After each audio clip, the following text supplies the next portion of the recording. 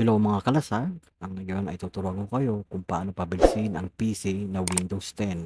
Naghahanap tayo ng mga basic information at code para magawa ito. Okay, una, press Window R and then i-type natin ang pre-fetch. Okay, so buburahin natin yung mga unwanted files na na-download natin before sa browser. So, lahat ng files dyan, ah, if ever may files dyan, highlighted natin yan, and then right click and then delete. Okay? And sunod, press Window R again, and then type naman natin clean mgr. Dapat all lowercase ha. And then okay. Okay, pagkatapos, make sure na lahat ng boxes ay may check. Okay, to make sure na wala tayong maiiwan ng unwanted files na ating buburahin.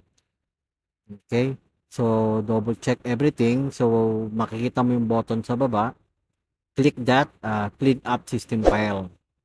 Okay, then it will give you a warning na kailangan mo nang i-delete permanently. Maglo-loading mo na yan. Once after the loading, darating na yung pinaka notification na sure ka na bang buburahin, and then click OK. Okay, kapag talagang sure na. So don't worry, that's safe. Press OK. And then once you press OK, delete file. Okay. So mapapansin nyo, bibilis talaga ang yung PC once you done that.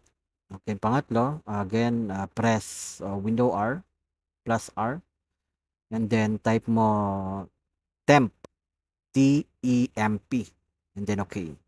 If ever may laman, kasi yung akin, na ano ko na yan na sort ko na yan, so wala na laman. So highlight, right click, and then delete. Okay, next, press Window R. Okay, so type naman natin percentage temp, TEMP, and then percentage. Okay, press okay. And then same thing, highlight natin and then right click, then delete. So make sure walang ano diyan. If ever na may matira, okay lang 'yan kasi it's still sabihin may running application pa rin 'yan.